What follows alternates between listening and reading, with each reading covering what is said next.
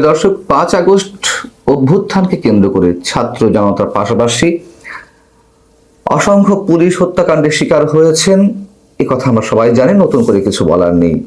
400টিরও বেশি থানা পুড়িয়ে দেওয়া হয়েছিল, জ্বালিয়ে দেওয়া হয়েছিল। কিন্তু যখন অন্তর্বর্তীকালীন সরকারের প্রধান উপদেষ্টা হিসেবে আমাদের সামনে আবির্ভূত হলেন ডক্টর মোহাম্মদ ইউনূস, নোবেল বিজয়ী অধ্যাপক, তিনি ক্ষমতায় আসীন হওয়ার সঙ্গে সঙ্গে ঘোষণা দিলেন যে 2024 সালের 31 আগস্ট পর্যন্ত যা কিছু ঘটেছে সেগুলো নিয়ে কোনো মামলা করা যাবে না, কারোর বিরুদ্ধে কোনো কথা বলা যাবে না। সেটা তার বলার কথাই ছিল, আমরা অবাক হইনি তাতে কিছু। কিন্তু যখন সরকার পরিবর্তন হলো, ডক্টর ইউনূস সরকারের বিদায়ের মাধ্যমে বিএনপি সরকার গঠিত হলো, তখন বিএনপি সরকারের পক্ষ থেকে বলা হচ্ছে যে পুলিশ হত্যাকাণ্ডের তদন্ত করা হবে, বিচার করা হবে। হঠাৎ করে দৃশ্যপট বদলে গেল। জুলাই যোদ্ধারা চরম আতঙ্কের মধ্যে রয়েছেন, সাথে আরো অনেকে। যখন স্বরাষ্ট্রমন্ত্রী হিসেবে শপথ নেওয়ার পরপরই সালাউদ্দিন আহমেদ বললেন যে পুলিশ হত্যাকাণ্ডের তদন্ত করতে চায় বিএনপি, তদন্ত করা হবে। ঠিক একইভাবে একদিন আগেই বিএনপির মহাসচিব মির্জা ফখরুল ইসলাম আলমগীর বললেন যে স্বরাষ্ট্রমন্ত্রী যা বলেছেন সেটাই বিএনপির সিদ্ধান্ত। এমন কথা একের পর এক শোনার পর থেকে রীতিমতো হুঙ্কার ছাড়ছেন জামাত এবং এনসিপির নেতারা। তারা বলছেন যে বিচার করা যাবে না। কিসের বিচার? মীমাংসিত বিষয়, এবং যদি এগুলো করা হয় তাহলে রাজপথে নামতে বাধ্য হবে এনসিপি নেতারা অথবা এনসিপির সহযোগী বন্ধুরা।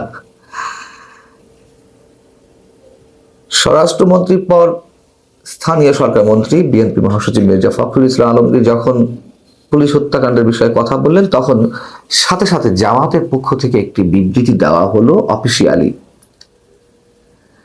জামাতের বিবৃতিতে দলের সাধারণ সম্পাদক মিয়া গুলাম পরওয়ার তিনি কি বলছেন? তিনি বলছেন, সুরক্ষা অধ্যাদেশ উপেক্ষা করে পুলিশ হত্যা তদন্তের নামে জুলাইয়ের ঘটনা প্রবাহ ভিন্ন খাতে প্রবাহের অপচেষ্টা চলছে। কথাগুলো শুনেন খেয়াল করে, মজা লাগবে। তিনি বলছেন, যারা ফ্যাসিবাদী শক্তিকে পুনর্বাসনের চেষ্টা করছেন তারা মনে রাখবেন, এই ধরনের আত্মঘাতী পদক্ষেপের পরিণতি থেকে কেউ রেহাই পাবে না। সুরক্ষা অধ্যাদেশ মানে ওই যে দায়মুক্তি আইনের মাধ্যমে এই সব যে ঘটনাগুলো ঘটেছে তার কোনো বিচার করা যাবে না, বা যদি কারোর সংশ্লিষ্টতা পাওয়াও যায় তাদের বিরুদ্ধে কিছু করা যাবে না। এই তো দায়মুক্তি। নাহিদ ইসলাম সাবেক উপদেষ্টা এবং এনসিপি সভাপতি তিনি কি বলছেন, পুলিশ হত্যার তদন্ত নাকি করা হবে। জুলাই গণঅভ্যুত্থানের সময় সেই যে যুদ্ধ পরিস্থিতি যদি বিচার নিশ্চিত করতে হয়, তাহলে আগে জুলাই যোদ্ধা যারা গণঅভ্যুত্থানে শহীদ হয়েছেন, আহত হয়েছেন, তাদের বিচার আগে নিশ্চিত করতে হবে। তাদের বিচার তো নিশ্চিত করা হয়েছে, বিচার তো চলছিল, এটা বা নতুন করে বলার কি আছে? সেই বিচার প্রক্রিয়া কি থেমে রয়েছে? বরং বিচার প্রক্রিয়া চালাতে গিয়ে কি কি ধরনের কোন ধরনের কলঙ্কজনক অধ্যায় এই আইসিটি ট্রাইব্যুনালের মধ্যে জড়িয়ে ফেলা হয়েছে। সাবেক চিফ প্রসিকিউটর মোহাম্মদ তাজুল ইসলাম কি ভুয়া তথ্য উপস্থাপন করেছেন আমরা জানি না।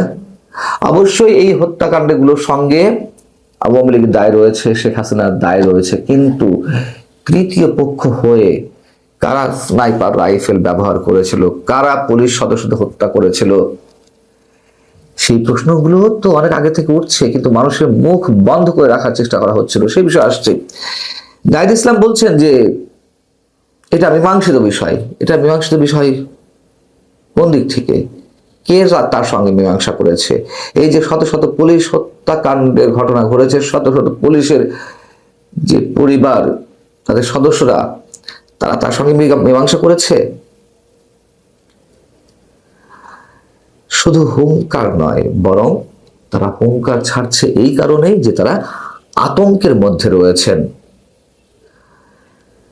তথাকথিত জুলাই যোদ্ধা নামে পরিচিত যারা, আমি বিশেষ কিছু মানুষকে তথাকথিত জুলাই যোদ্ধা বলছি এই কারণে, তারা তো টেলিভিশন টক শোতে উপস্থিত হয়ে বিভিন্ন টেলিভিশন ক্যামেরার সামনে বিভিন্ন ইন্টারভিউ তারা একেবারে খেয়াল খুশি মতো প্রকাশ্যে ঘোষণা দিল যে আমরা পুলিশকে হত্যা করেছি, আমরা যদি পুলিশ হত্যা না করতাম এই বিপ্লব সফল হতো না। কেউ বলছেন আমরা মেট্রো রেলে আগুন দিয়েছি, কেউ বলছেন আমরা সেতু ভবনে আগুন দিয়েছি, আমরা বিটিভি ভবনে আগুন দিয়েছি, এগুলো না করলে বিপ্লব সফল হতো না।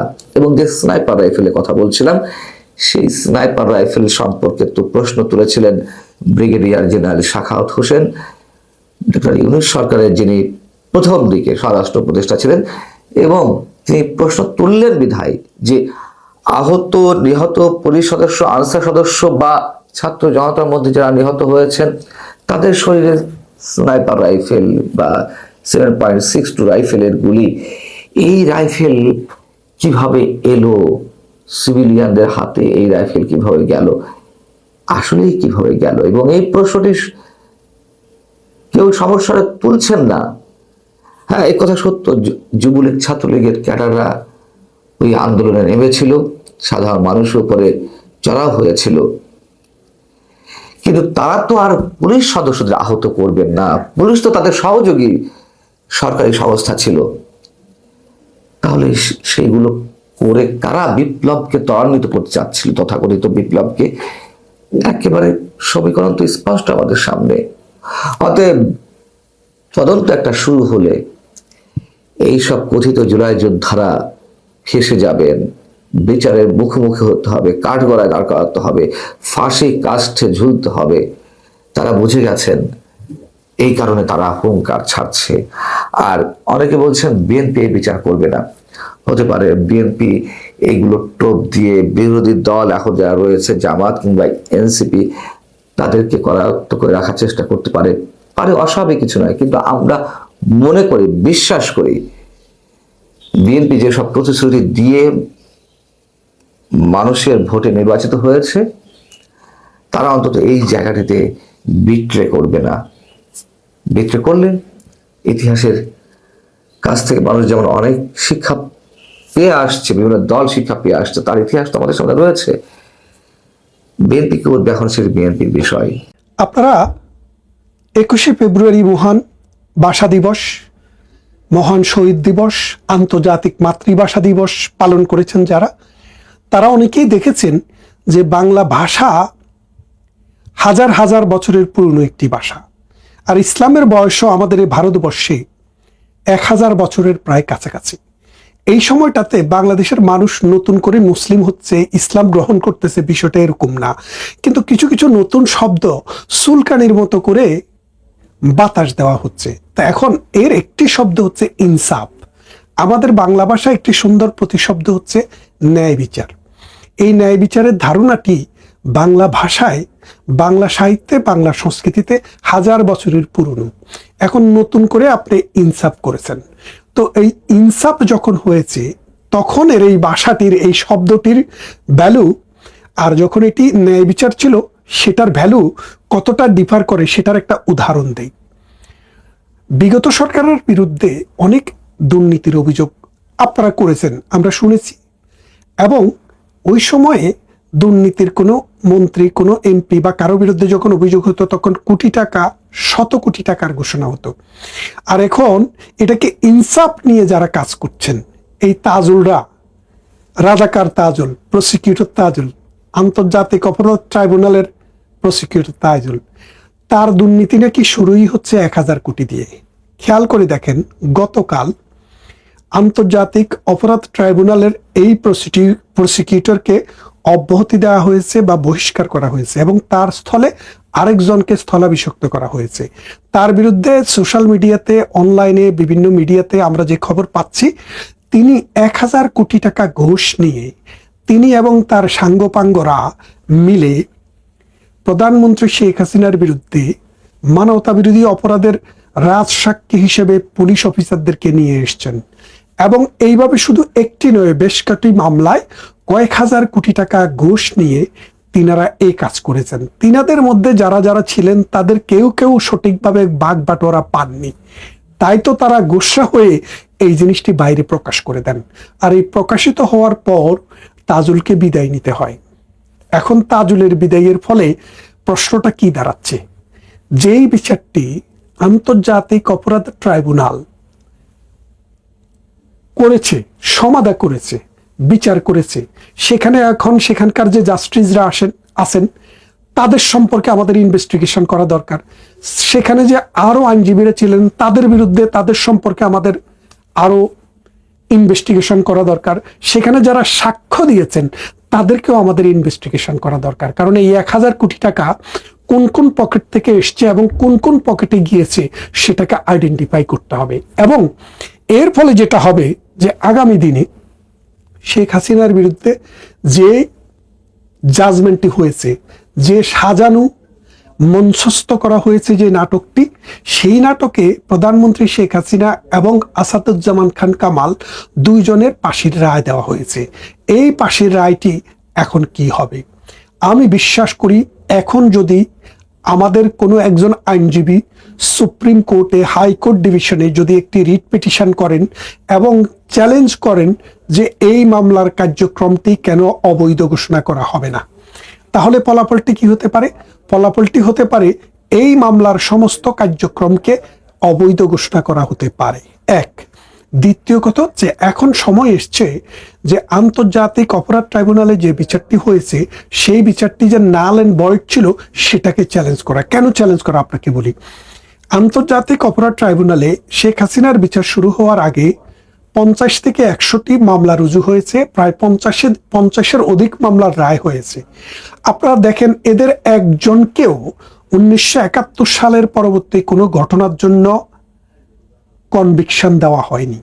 তাদের বিরুদ্ধে 1971 সালের 26শে মার্চ থেকে 16ই ডিসেম্বর পর্যন্ত সময়ের বাইরে কোনো ঘটনার জন্য চার্জ গঠন করা হয়নি।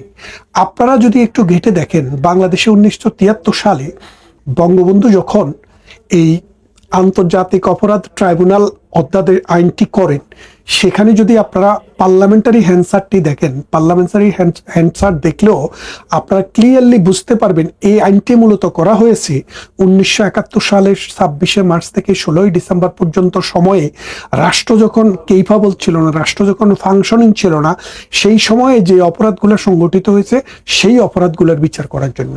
আপনারা জানেন 26শে মার্চে যখন আমাদের স্বাধীনতা ঘোষণা হয়, তখন বাংলাদেশের কুষ্টিয়া জেলার বৈদ্যনাথ তলার, মেহেরপুরের বৈদ্যনাথ তলার আম্রকাননে একটি সরকার গঠিত হয়েছিল। সেই সরকারটি 17ই এপ্রিল শপথ নিয়েছিল। 10 এপ্রিল প্রথমে গঠিত হয়, 17ই এপ্রিলে সেটি শপথ গ্রহণ করে এবং তারপরে এটি ভারতে কার্যক্রম পরিচালনা করে। যে এটাকে অনেক সময় প্রবাসী সরকার হিসেবেও বলা হয়। তাদের সেই প্রক্লেমেশন, ডিক্লারেশন অফ ইন্ডিপেন্ডেন্স, সেগুলাকে আমরা কনস্টিটিউশনের অংশ করে নিয়েছি 1972 সালের সংবিধানে।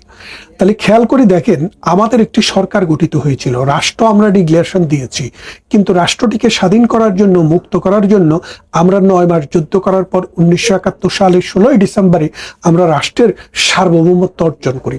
তার মানে আমাদের সার্বভৌম ক্ষমতা ছিল না 1971 সালের 16ই ডিসেম্বরের আগ পর্যন্ত।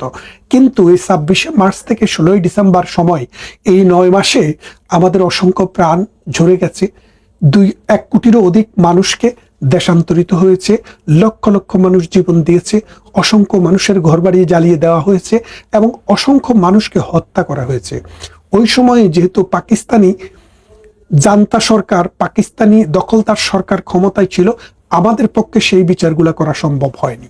তাই আমরা 1973 সালে এই আইনটি করেছিলাম যে সেই সময় মানুষ যে জাস্টিস পায় নাই, মানুষের উপরে যে অমানবিক মানবাধিকার লঙ্ঘনের যে ঘটনাগুলো ঘটেছে সেগুলো বিচার করার জন্য। তাই তো 1973 সালের আন্তর্জাতিক অপরাধ আইনের যে ট্রাইব্যুনাল আইন, যেটি সে আইনে 1971-এর পরের কোনো ঘটনার বিচার চলে না। যদি করতে হয় তাহলে সেটা পার্লামেন্টে নতুন করে একটি অ্যাক্ট করে সেই বিচারটা করতে হবে। তাছাড়া বাংলাদেশে যে হত্যা, দর্শন, গুম, খুন এইসবের বিচার করার জন্য আমাদের পেনাল কোড ফাংশনিং, আমাদের সরকার ফাংশনিং, আমাদের হাইকোর্ট ফাংশনিং, আমাদের অর্গানগুলা ফাংশনিং। তাহলে শেখ হাসিনার সরকার যখন 5 আগস্ট 2024 সালে ক্ষমতা ত্যাগ করে, তখন তাদের বিচার করার জন্য ডক্টর ইউনূসের সরকার ছিল। তাহলে সেই সরকার কেন 1973 সালের আন্তর্জাতিক অপরাধ দমন আইনকে তাদেরকে মৃত্যুদণ্ডের রায় দেওয়ার জন্য ব্যবহার করবে? এটা হচ্ছে টোটাল একটা পারপাসিভ এবং ভিন্ডিকটিভ মেন্টালিটির একটি লক্ষণ। এখন আমরা দেখলাম সেটা করতে গিয়ে সরকার শুধু আওয়ামী লীগকে একিউজড করেনি, তারা কোটি কোটি টাকাও বানিয়েছে। এই যে 1000 কোটি টাকা, এই 1000 কোটি টাকার ভেতরে ডক্টর ইউনূস এবং তার সাঙ্গপাঙ্গরা কত পেয়েছে সেটারও একটা দলিল আসা দরকার, সেটারও একটা হিসাব আমাদের পাওয়া দরকার। আসুন, আমরা শুধু ডক্টর ইউনূস নয়, শুধু এই রাজাকার তাজুল নয়, রাজাকার কেন বলছি, সে তো রাজাকারদের অ্যাডভোকেট, সে তো রাজাকার যতগুলার ফাঁসি হয়েছে তার বেশিরভাগের অ্যাডভোকেট ছিল। যখন ক্ষমতার পালাবদল হয়েছে, রাজাকাররা ডক্টর ইউনূসের মাধ্যমে যখন রাষ্ট্র ক্ষমতা দখল করেছে, তখনই সে কিন্তু কাদের পক্ষে গেল?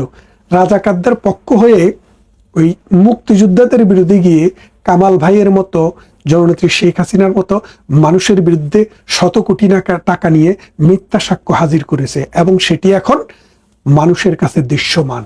এই সন্ত্রাসীদের, এই 71-এর পরাজিত শক্তিদের আমরা এই মাটিতে, এই দেশে আবারও বিচারের মুখোমুখি করব।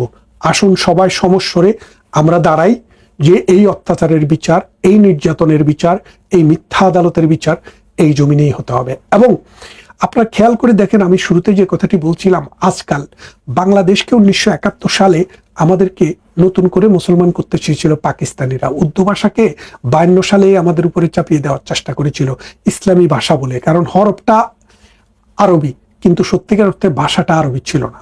তারপরও এই ধর্মন্ধ গোষ্ঠী আমাদের উপরে ধর্ম দিয়ে শোষণ করার চেষ্টা করেছিল। ঠিক এখন যখন প্রগতিশীল শক্তি, আওয়ামী লীগ, মুক্তিযুদ্ধের সপক্ষের শক্তি যখন রাজনৈতিকভাবে কোণঠাসা, তখন ঠিক তারা আবার ওই ইনকেলাব, ওই ইনসাফ, ওই আদল এগুলাকে আমাদের সামনে নিয়ে এসছে। কেন নিয়ে এসছে? এই শব্দগুলো, আমি একটা জিনিস বলি, পৃথিবীর সব ভাষায়, সব জাতির ভাষায়, আন্তর্জাতিক সমস্ত ভাষায় বিদেশি শব্দের আধিক্য রয়েছে, এটা স্বাভাবিক। কিন্তু যে শব্দটি, যে ভাষাটি আপনার নিজের ভাষায় সুন্দরভাবে, সুষ্ঠুভাবে লেখার মতো, বলার মতো, পড়ার মতো শব্দ রয়েছে, সেখানে অন্য একটা ইম্পোজিশনের ভিন্ন একটা মিনিং থাকে। সেই মিনিংটাই হলো এই সমাজ, এই রাষ্ট্র, এই জাতিকে ভঙ্গুর মানে একটা দৃষ্টান্তের দিকে নিয়ে যাওয়া। এবং এই জিনিসটা নতুন না। 1600 শতকে আপনারা জানেন, তখনও এই আরবি ভাষাকে, পার্সি ভাষাকে বাংলার মানুষের উপরে চাপিয়ে দেওয়ার একটা নমুনা তৈরি হয়েছিল। সেই সময়ে বাংলার মানুষ বিদ্রোহ করেছিল। সেই বিদ্রোহটা 1952 সালের মতো হয়নি, কবিদের কাছ থেকে এসছে। আপনারা জানেন 1600 শতকের কবি আব্দুল হাকিম, যিনি নূর নামক একটি গ্রন্থে বঙ্গবাণী নামে একটি কবিতা লিখেছিলেন। সেই কবিতায় তিনি বলেছিলেন, যেই সবে বঙ্গেতে জন্মি হিংসে বঙ্গবাণী, সেই সব কাহার জন্ম নির্ণয় ন জানি। কথার অর্থ হলো, বাংলাদেশে জন্মগ্রহণ করে যারা বাংলা ভাষাকে ঘৃণা করে বা বাংলা ভাষাকে যারা ভালোবাসে না, তারা কার জন্ম আমরা জানি না, অর্থাৎ তারা বাস্টার্ড, তারা জারজ সন্তান। এই কথাটাই কবি বলেছেন। এবং তিনি আরো একটি বলেছেন কথা, যে দেশি ভাষা বলে যার মন না জুড়ায়, নিজ দেশ থেকে কেন বিদেশ ন যায়। অর্থাৎ নিজের দেশের ভাষায় যাদের মন জুড়ায় না, প্রাণ জুড়ায় না, যারা শান্তি পায় না, তারা নিজের দেশ ছেড়ে দিয়ে বিদেশে কেন যায় না, তিনি সেই উপদেশ দিয়েছেন। তাই আজকের দিনেও এই কবি আব্দুল হাকিম খুবই প্রাসঙ্গিক। তিনি যে বলেছেন, যারা নিজের জাতিকে, নিজের দেশকে, নিজের মাতাকে, নিজের ভাষাকে অন্য ভাষার উপরে স্থান দিতে চেষ্টা করে এবং দেয়, তারা আসলে এই জাতি, এই দেশ, এই সমাজের কুলাঙ্গার। এরা ধর্মের নামে অধর্ম করে, এরা শান্তির নামে অশান্তি করে, নীতির নামে দুর্নীতি করে। আপনারা তো দেখলেন এই তাজুল গংদের হাজার হাজার কোটি টাকার যে দুর্নীতি, এটা তো সবই সূত্রপাত। আরো দেখবেন ডক্টর ইউনূস এবং তার গংরা গত 17 মাসে বাংলাদেশকে কিভাবে রেপ করেছে, বাংলাদেশের সমাজ, রাষ্ট্র, বাংলাদেশের মুক্তিযুদ্ধ, বাংলাদেশের কালচার এবং বাংলাদেশের সংস্কৃতিকে তারা কিভাবে ধ্বংস করেছে সেটা কিন্তু দিন দিন উন্মোচিত হবে। এবং আগামী যে সরকার বর্তমানে আছে, আমরা আশা করি তারা একটা ইনকোয়ারি কমিশন করবেন, করে এই অপচার, অনাচার, অজাচার, দুর্নীতির সমস্ত বিষয়গুলোকে আইনের আওতায় নিয়ে আসবেন। প্রিয় বন্ধুরা, কথা হবে অন্য কোনো ভিডিওতে।